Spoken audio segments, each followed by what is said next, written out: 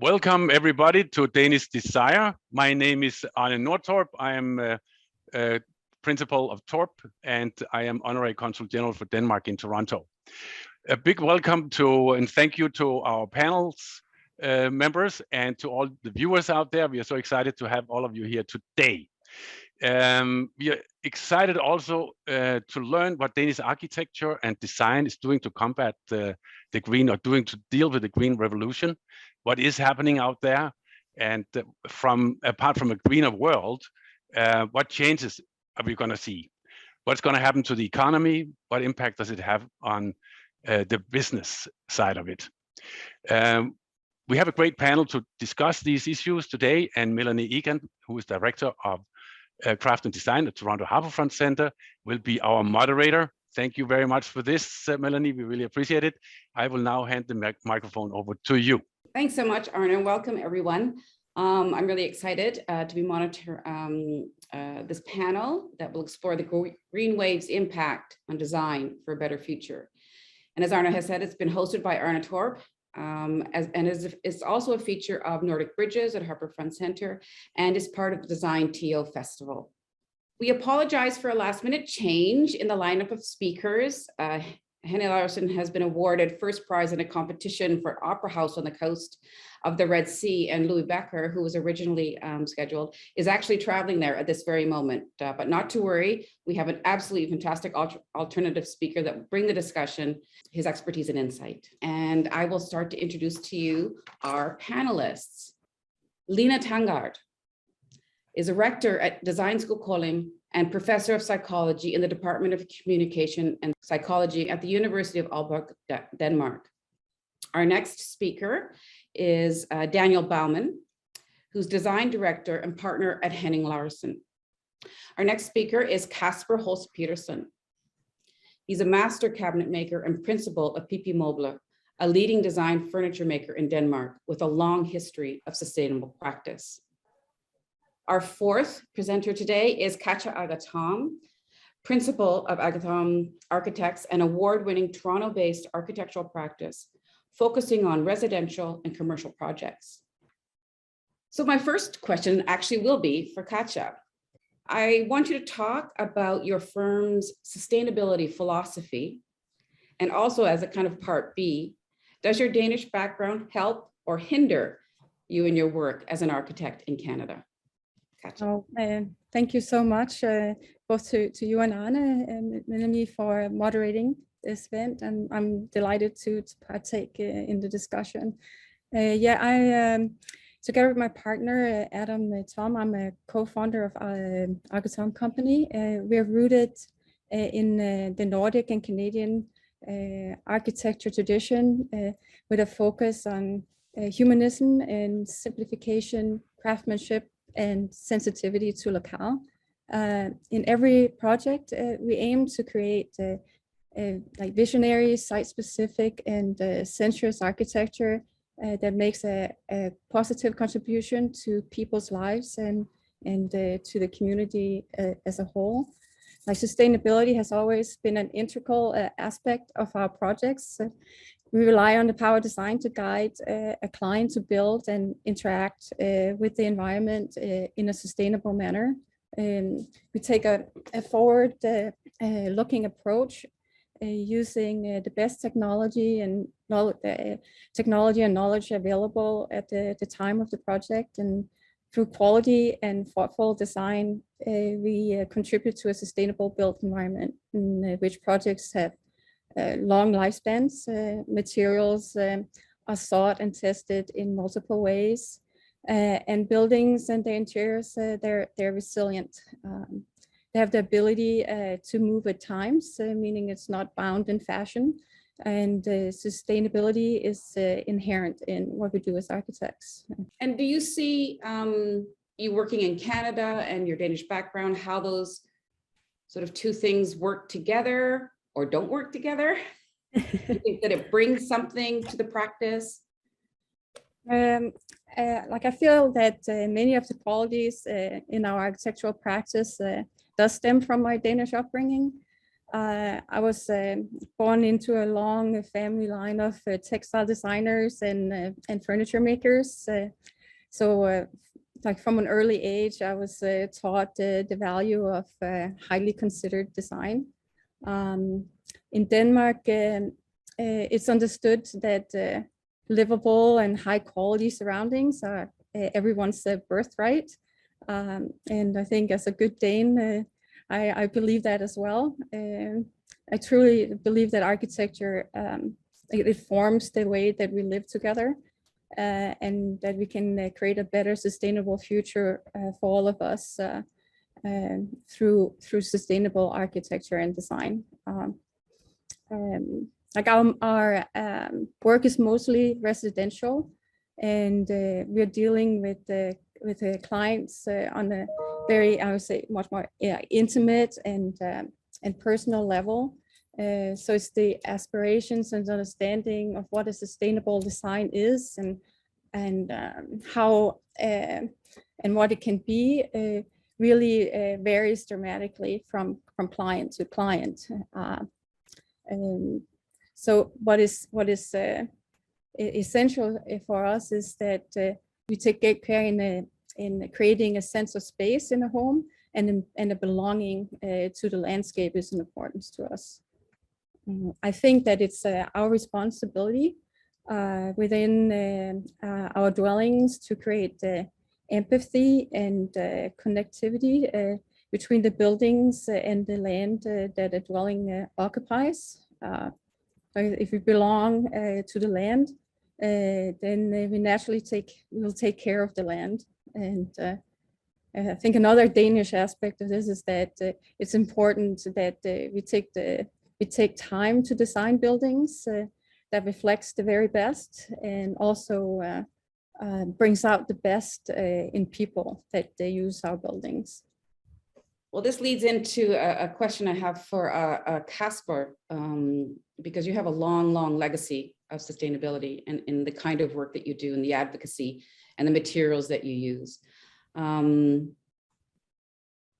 So how do you see the design and production of furniture change in the near future and the long future, not only at PP Møbler, but in the industry as a whole? And also, can you speak about some of your outreach and advocacy about that your methodology and how you see it going out into the world? Thanks. Certainly. Thank you very much. It's a pleasure to be with you. Well, I think in general, I think it's important to push the furniture industry further. There are some embedded sustainable aspects of parts of the furniture industry that, for example, we use solid wood and wood in general, which is very sustainable. Wood is a very sustainable material, but there are a number of other factors that we also need to look into the future, I think. And the furniture industry, I think also sometimes is a little bit conservative, as probably many businesses are, and I think it's important that we push forward to look at other factors than just the basic raw material like wood, and look into how we can avoid petrochemicals in general in furniture production. One very a good example of this is that plywood is made out of wood, which is sustainable, but it also contains a lot of glue. And the glue is a petrochemical substance. So we need to look more into detail to this, I think, in the future. There are a number of initiatives at the moment, and we are also taking part of several initiatives to try to address these issues in the future. And how the development will be, I think it's a very exciting question at the moment, because what we are seeing with since the COVID has hit the international businesses is that raw material prices are going up quite a lot. So we have a huge challenge in that a lot of these very sustainable raw materials are actually going up a lot in prices. So we have a challenge in keeping the focus on sustainable materials, I think, and to make sure to broaden our perspective. Also, not only look into CO2 when we talk about sustainability, but also the chemical substances, for example, in use. So that's kind of how we look at it from our perspective at PP Møbler. Thanks, Kasper. Yeah. Daniel, Henning Larsen has sort of a growing legacy with regard to sustainability, I think we can say. So can you talk about how this has changed how Henning Larsen operates, and how do you see the role of the firm and architecture at large? This might be a big question, if you speak for all of architecture, in meeting tomorrow's challenges for developing a greener world.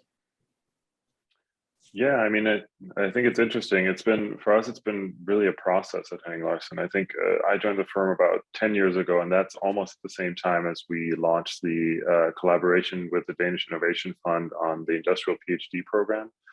And I think the Industrial PhD program for us has really been a sort of a vehicle, you could say, to embedding sustainability and research within the projects. The way that was structured, I think since when we launched it in 2010, we've had about 12 PhD researchers filter through our practice. And the way that has worked is that 50% of the time they're embedded with an institution, a research institution such as the DTU, the Danish Technical University, or University of Sheffield, and 50% of the time they're within our practice. And there, that really enables us to sort of embed them in the projects. And I think one of the things that we've learned from that is that it makes the innovation come from within the actual project team. And that's been something that's been quite an important finding for us, because we struggled for a while to figure out how do you do R&D as a commercial practice.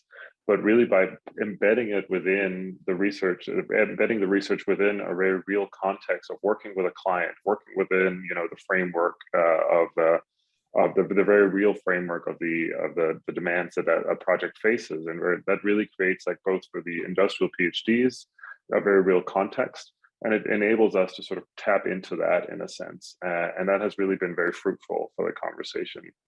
I think for us, I can see that there's been, if I sort of take a step back and see how that program has evolved, I think there's been an evolution also in how we approach sustainability generally. We started being very focused on energy. We were working extremely, like, the first PhDs were very focused on facade optimization, the technical aspect of energy design. And over the years that has evolved to become very much more focused on carbon, on net zero materials, which I think is one of the big pushes that I think we all have to do.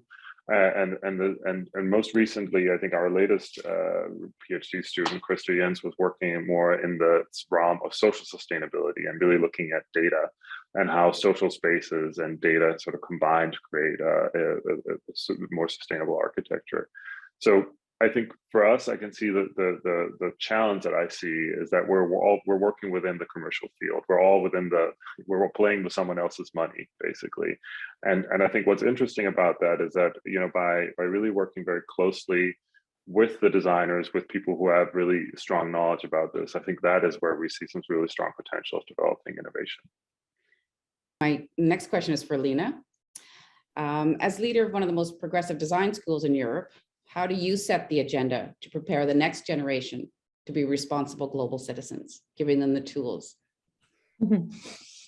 Good question. And thanks a lot for inviting me and joining this excellent panel. How do we do? I think, first of all, we emphasize that we are an educational institution. And as we say in German, a Bildungsinstitution, in Dannelsesinstitution in Danish, meaning that we are really educating citizens and designers, and we're trying to teach them how to understand themselves in a broader social context. So Dannelse means, taking care of oneself and others in the same sort of movement. taking responsibility. So that's sort of the groundwork. And then we have sort of 3 lines that our students can follow, and we call them people, planet, play. And of course, the Planet Lab is most extensively focused on sustainability and research, as Daniel was also talking about.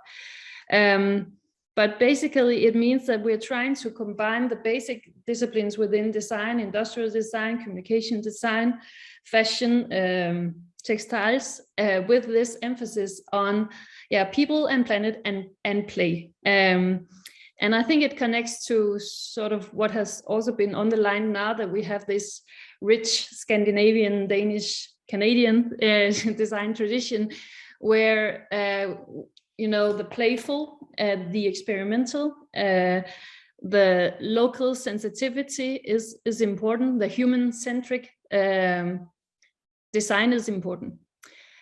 So that's sort of our specialties, you could say. And then we also do a lot of research. We've been doing research on sustainability in design for 20 years, I think, being somewhat of a pioneer, and now feeling sort of things come together in a very good way, because now everybody understands how important it is.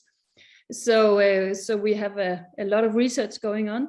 The most recent result, I think, is that we, together with Bestseller, which is this big Danish company, has created a sustainability design guide, which is open access, so everybody can get it. And it is our postdoc who has been creating it as part of a big project with the Innovation Fund.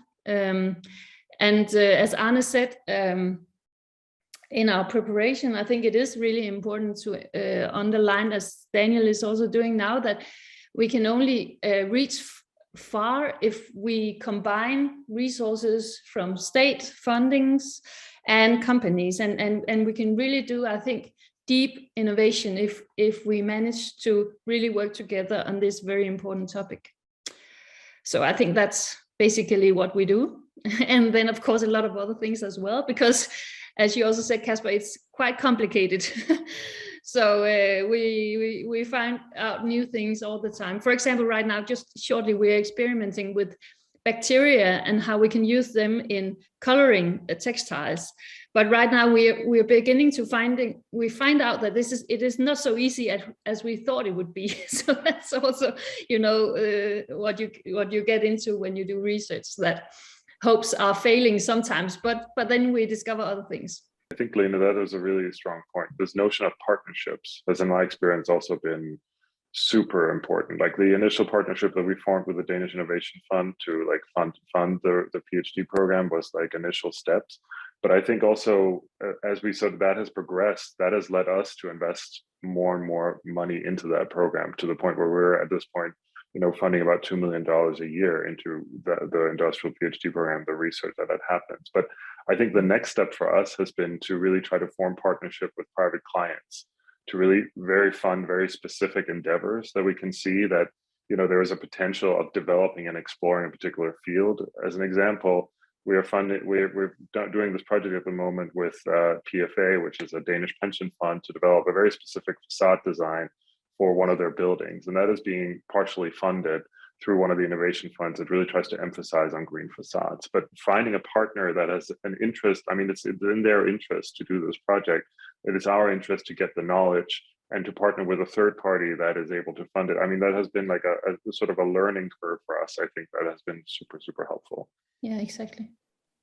It's interesting because one of the sort of the overall questions I had wanted to ask everybody, because there's sort of there's corporate funding responsibility, government grants and sort of kind of partnerships, but then also on a sort of a client to architect sort of level, say like with Katja, is sort of how you start that conversation.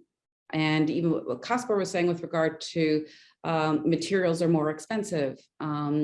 If you're doing smaller volume, things are more expensive. And so how do those conversations happen at that really sort of upper level between government, schools, commercial firms, and then the personal client architect? So if all of you could maybe Yeah, well, I can start.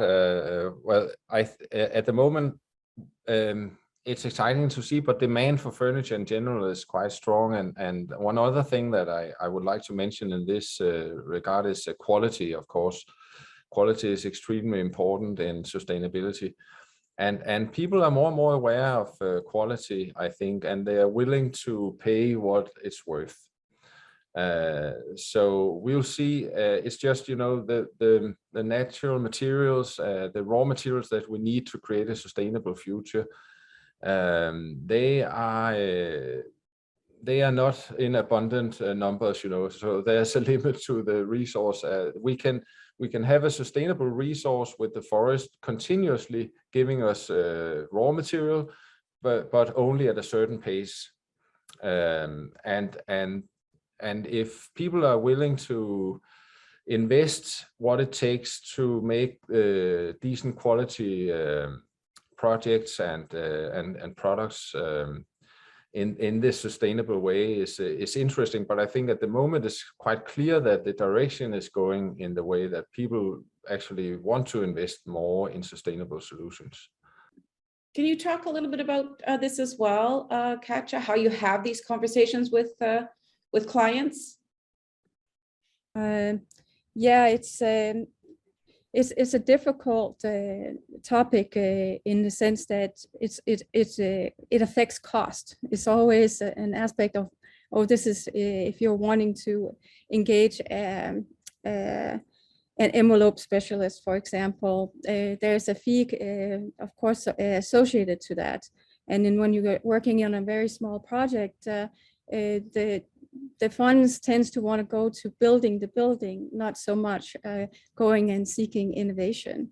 So I'm actually quite encouraged by what Daniel was saying, that the research that's even funded so generously by the Danish government, that it's becoming more and more project oriented. And I think that is where a small company could really have some help, like maybe from the government or provincially, in helping paying some of that, like engineers or envelope specialists, some of their fees if they are actually engaged in a project, because it does really help gain a much more sustainable building for a client.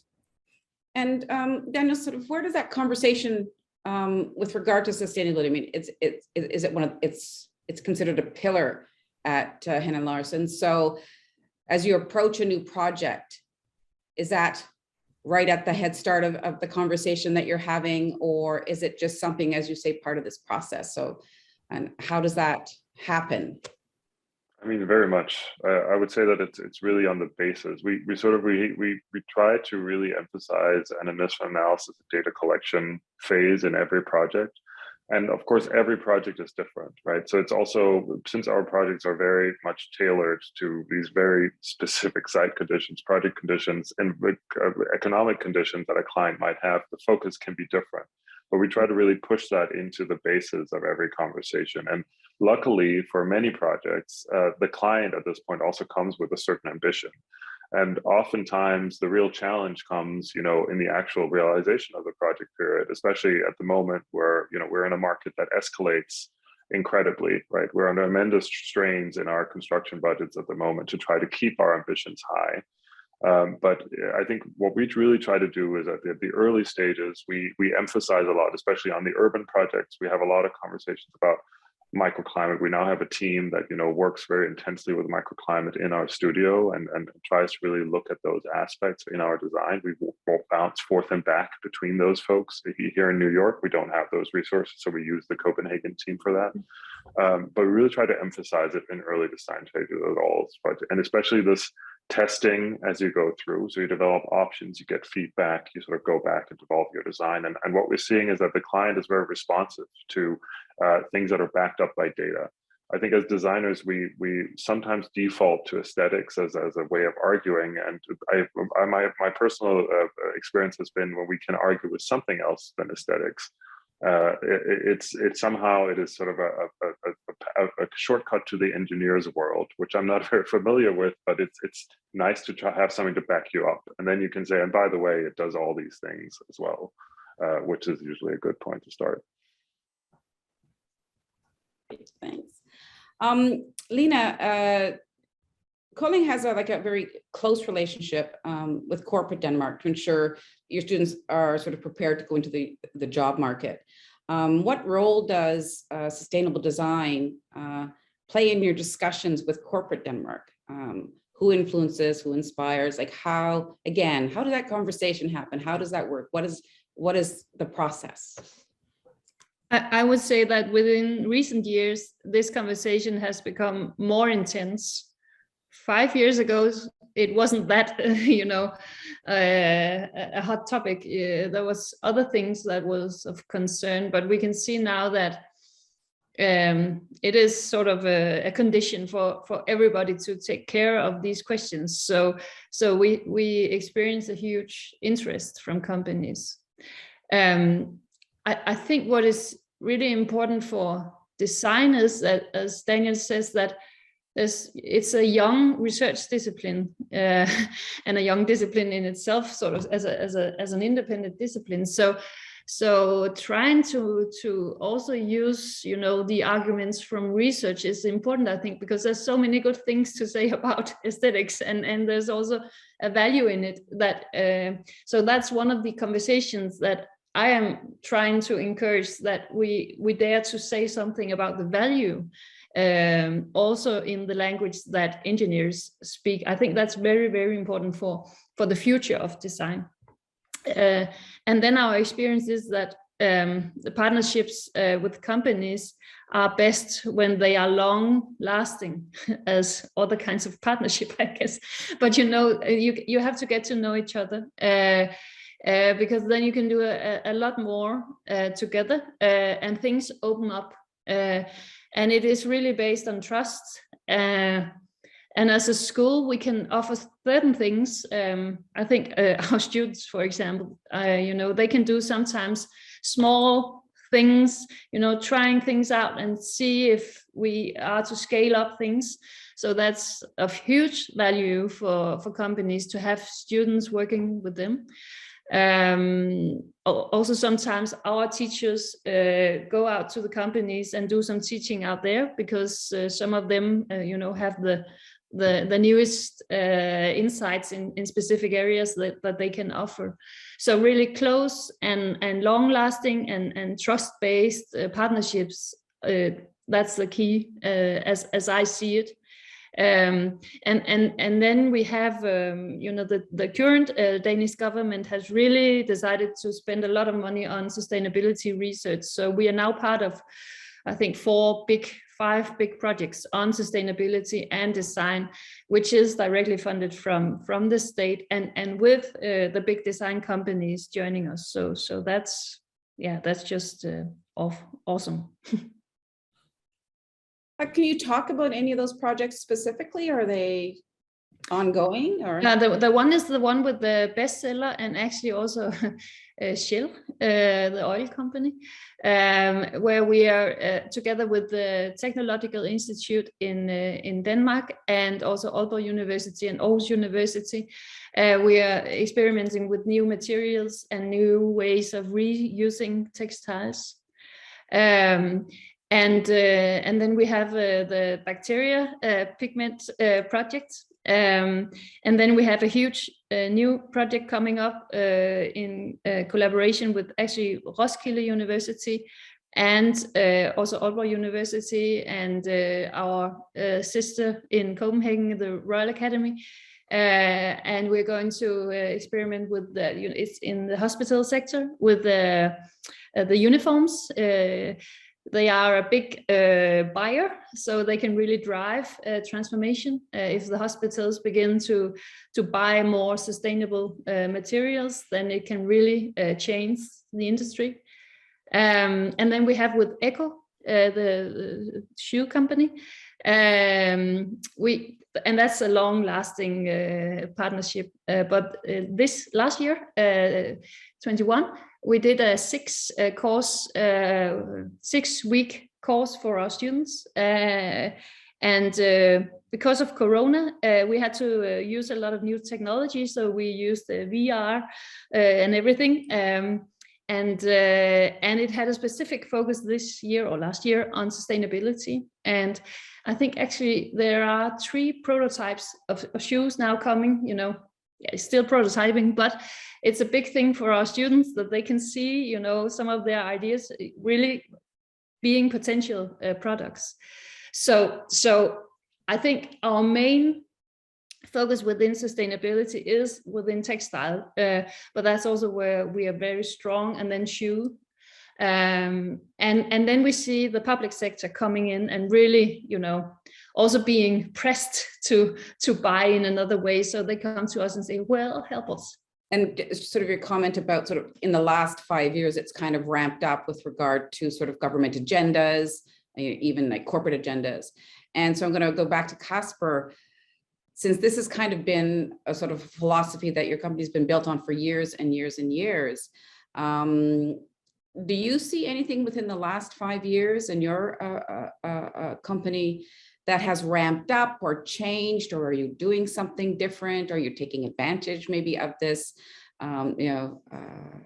movement? If you could talk a little bit about that. Well, as you say, we do have many years of experience with sustainable production. So in overall, actually, we are just continuing what we did for many years, and we are very proud and happy about that. And then of course we try constantly to improve still the quality of our work, and working with natural materials, it's always a challenge. So you never know exactly what you will meet of challenges. And I think also relating to Lene's story about the bacteria, of course, I think it's when you work with natural materials, you always have challenges.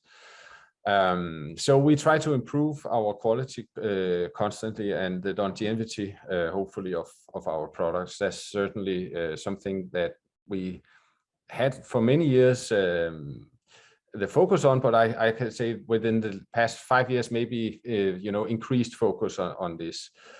And then again, it's the other aspects than the wood that we look at to see, for example, try to replace foam. So you showed a picture of the Papa Bear chair in the presentation of our company, and the Papa Bear chair is a very nice example of an easy chair that is primarily made out of natural materials. So all of the inside of the chair is natural materials. And not foam. And foam is a very widely used ingredient in upholstered furniture, but it's a petrochemical material, and it creates a lot of petrochemical waste. So to try to change this is one journey that we have started. Yeah. Fantastic. Yeah, very interesting conversation. I would like to hear a little bit about the business side of it. So both, I say all of you actually have touched upon how the green wave sort of have made you look at doing things in a new way, of having new partnerships, and it sounds very interesting. And of course, it also costs a lot of money. Daniel, you're mentioning you're spending $2 million on R&D that you didn't spend before.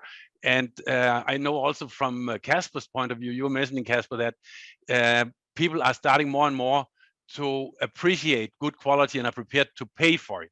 So even when prices are going up, it has happened during the COVID situation with wood, I know that the effect of it is for your delivery times, Kasper, has almost doubled.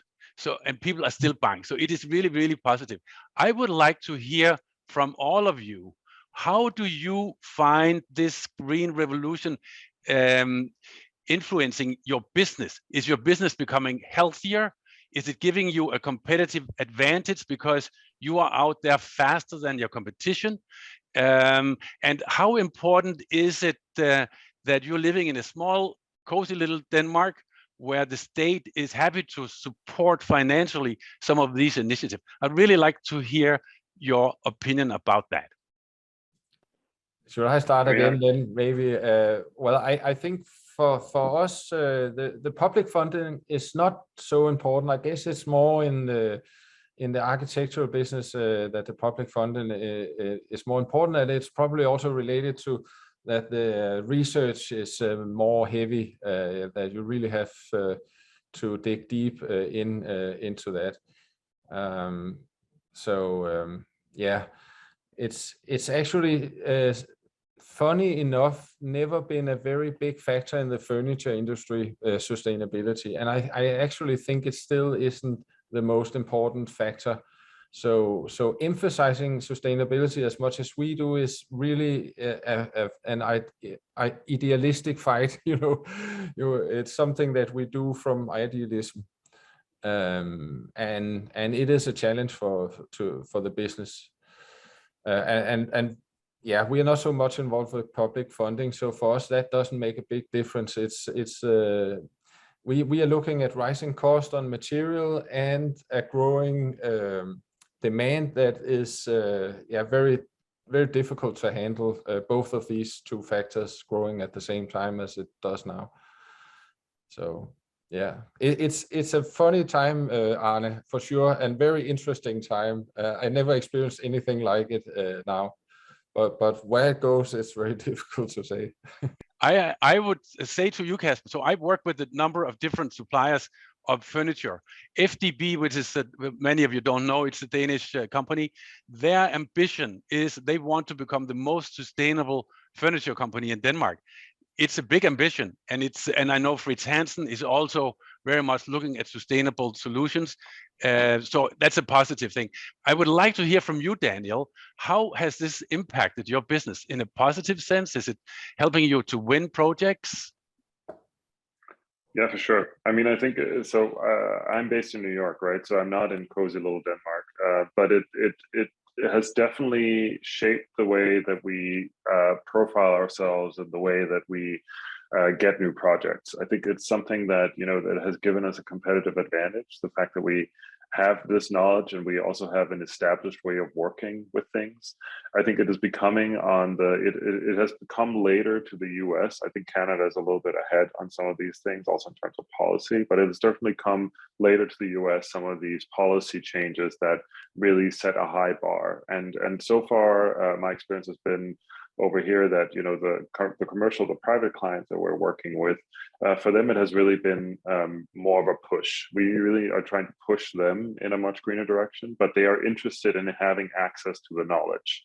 So in a way, like the fact that we are continuously investing and that we have invested and we have an established way of working with sustainability in the practice in Copenhagen and continuously have new research that we can sort of use to market ourselves towards a new client has really been a great advantage.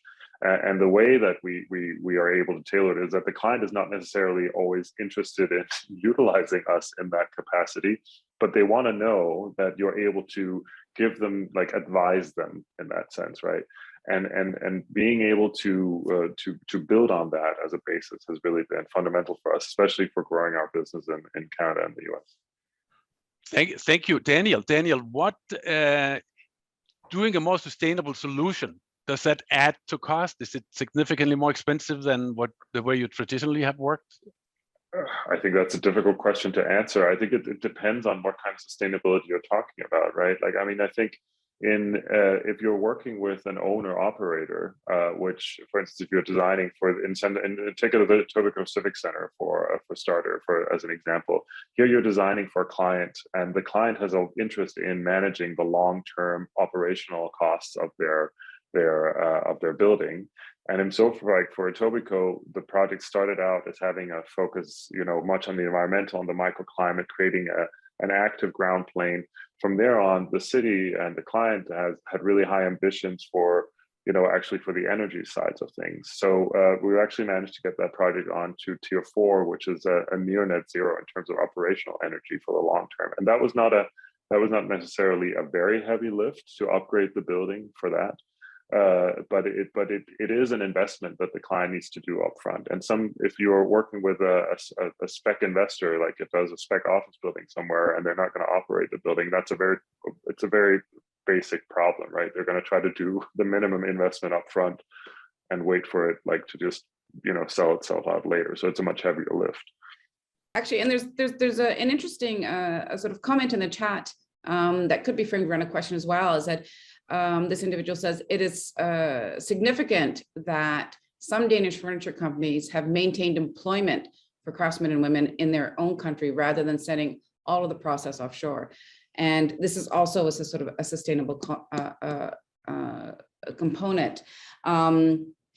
Because I think that, you know, if your agenda is to deal with clients sort of with a sustainable philosophy, that internally, I think that is this important as well, to, like, you know, in your school, Lena, and, you know, in your own company, that those practices make good economic sense as well as values with regard to the kind of company. Am I correct in thinking that? Yes, yes. And it's a job for us to teach our students to also understand sort of business models and how they can become greener, and how design decisions are important in regards to sustainability. So we are struggling with that, I would say. But I'm also thinking about something that came to my mind, that it is much easier for big companies to engage with this, you know, research agenda. So small and medium-sized companies, it can be quite difficult, because you also have to tackle a lot of metrics, you know, and it is really complicated stuff. So I think in Denmark we have the Danish Design Center, and I think you have that in other countries as well. But it's a good idea, you know, because it is state funded, but small companies can come there and can be taught about sustainability and can become part of bigger projects. So that's something to search for, I think, because in regards to Arne's question, I think at least in the future, it is the only way to go, also if you want to make money out of it. So, yeah. It's a recent Azure magazine, yes, that you were one of your residential projects, yeah, was featured. Can you sort of talk sort of specifically about how the sustainability maybe agenda came into the conversation and how that came about, if that was a factor? You know, choice of materials, I mean, all that kind of stuff. Yeah. Well, it definitely was a big factor in that project. The client approached us saying that they had seen a project that we've done, a quite early project we've done in Georgian Bay that's fully off the grid, and it's based on solar panels and living very, very lightly on the land, in the sense there's a two-season cabin, so there's no insulation, and you're pumping the water by solar panels from the lake, directly from the lake. So a very light touch on living on the landscape. And they were coming to us saying, well, we don't want to have a cottage. We have this beautiful land that we would like to build on, that's in Thornhill. It's within a suburban landscape. And they basically were asking us to provide the same kind of sensibility to a suburban landscape. And when we came to the lands there and saw, yes, this truly is a suburban landscape, that all relations to its natural setting that would have been there, some forested area, was fully level. There was hardly elevation drop within the site. We were tasked with trying to understand and bring in historic site relations that were at the site that related back to its natural setting.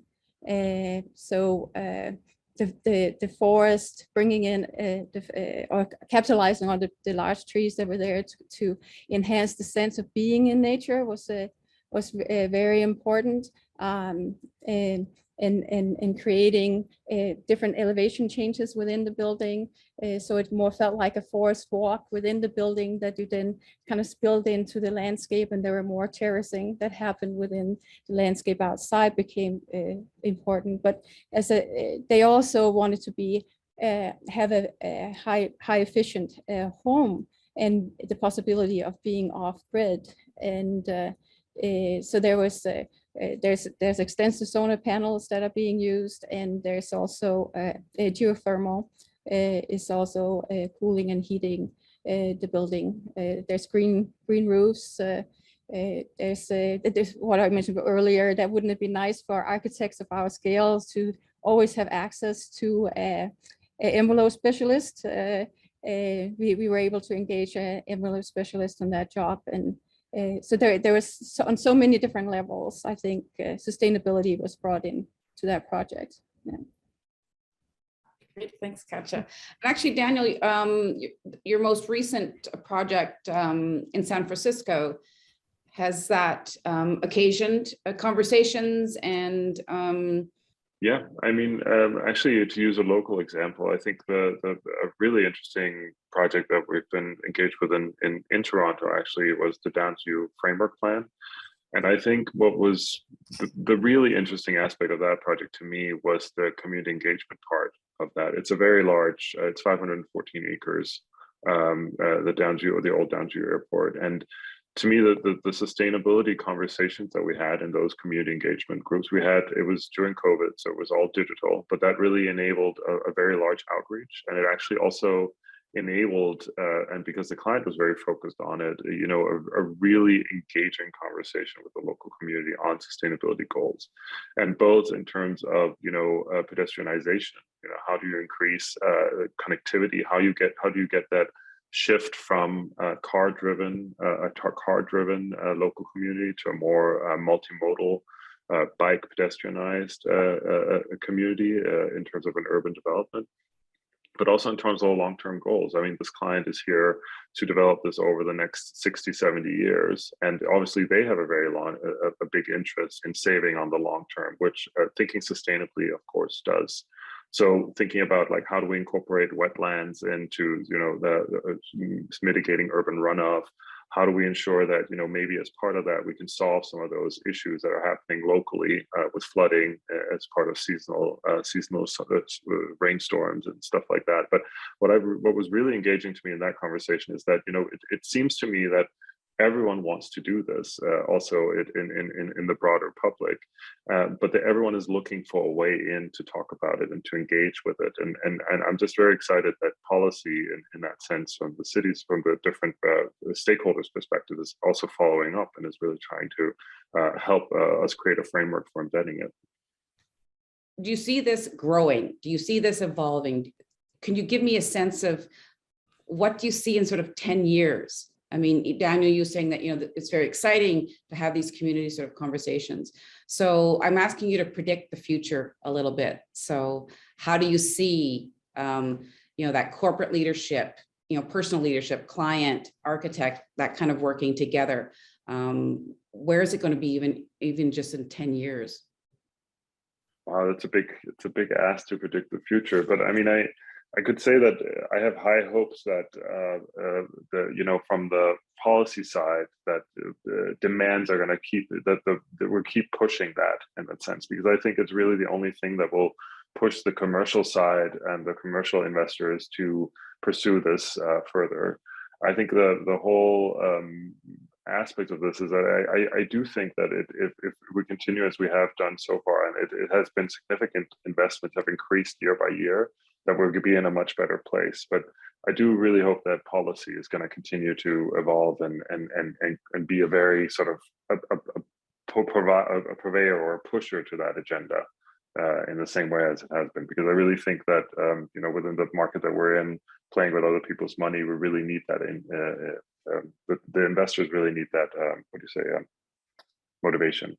I agree with Daniel, and can I add just shortly that I have high hopes because of being together with young people every day, or almost every day. Our students, you know, it's the only way that they will go forward. So it is coming because it's their lives and their future. And then doing it in a clever way, that's what we have to think about carefully. I think that's such a good point. And I would like to add to that, we're almost at the close. We work with a number of different Danish suppliers of furniture primarily. All of them talk about sustainability. All of them have it in their agenda to come up with better solutions. We, of course, PP Møbler has been doing it for so long and have been a leader in this respect. But I would, and some of the other, Fritz Hansen for sure, FDB Møbler are have a very strong desire to go that route as well. So I think it's a very positive look ahead of us.